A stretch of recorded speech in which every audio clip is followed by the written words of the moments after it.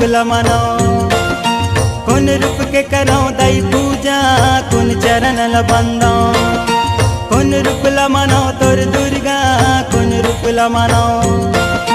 कौन रूप के करो दई पूजा कौन चरण बंदो कौन चरण बंदो ओ कौन चरण बंदो कौन चरण बंदो ओ कौन चरण बंदो कौन रूपला मनो तोर दुर्गा कौन रूपला मनो कौन रूप के करो दई पूजा कौन चरण बंदो।